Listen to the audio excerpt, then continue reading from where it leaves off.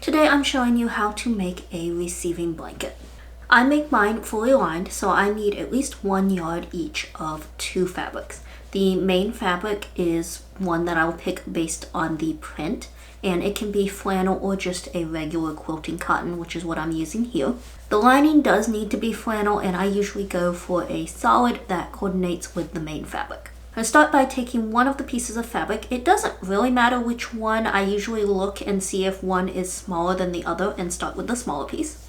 If you used a yard of fabric, then you need to trim the width down to 36 inches. And you can just measure and cut to that size, but what I did here is take one of the quarters and fold it down diagonally until the cut edge and the selvage edge are lined up. It should look like a triangle with excess fabric hanging off one side. I then cut following the other cut edge to remove that excess fabric. And now you have a square. A little bit of a tip here: if you want, you could order 1.25 yards of each fabric, and that would make your fabric 45 inches tall, which is the same as the width of your flannel. So you would already have a square, and you just need to trim the selvage edges and maybe even out the cut ends. Now fold the fabric in half twice so that the corners are on top of each other, and then place a circle into the corner so that the pattern touches the edges, and cut to round it off. And I think my circle was just traced from a small bowl. Now place this fabric on top of your second fabric with the right sides together,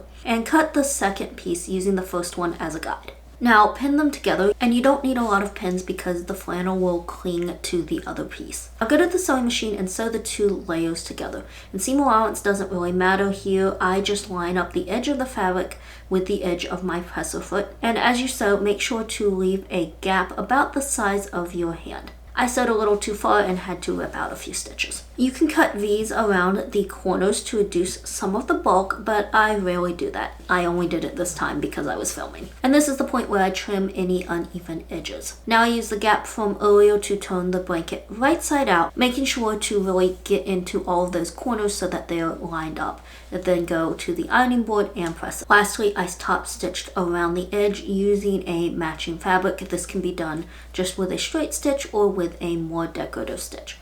And I start at the opening so that I can make sure to catch all of those layers and close that hole.